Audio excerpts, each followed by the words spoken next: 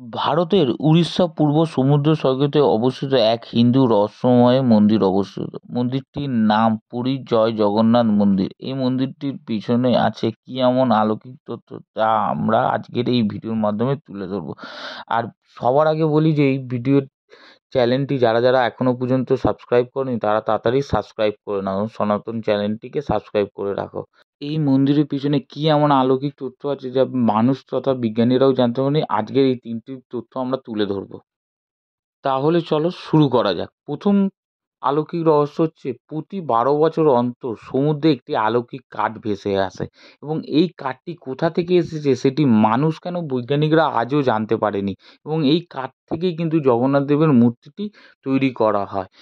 এবং দ্বিতীয় রহস্য শুরু হওয়ার আগে বলবো, যারা জগন্নাথ দেবের ভক্ত তারা একবার কমেন্ট করে জয় জগন্নাথ লেখো। দ্বিতীয়টি হচ্ছে জগন্নাথ দেবের মন্দিরটি সমুদ্রের ধারে অবস্থিত হওয়া সত্ত্বেও মন্দিরের ভিতরে ঢোকার পর সমুদ্রের কোনো আওয়াজ শোনা যায় না। এর কারণ হচ্ছে সুভদ্রা দেবী চেয়েছিলেন মন্দিরটির ভেতর যেন সর্বদা শান্তি বিরাজ করে, তাই সমুদ্রের আওয়াজ শোনা যায় না। তৃতীয় হচ্ছে এত ভক্তের ভিড় হওয়া সত্ত্বেও প্রতিদিন একই পরিমাণে রান্না করা হয়। সঠিক শুনলেন, একই পরিমাণে রান্না হওয়ার সত্ত্বেও কিন্তু কারোর রান্না কম পড়ে না। কেমন লাগলো ভিডিওটি জানা।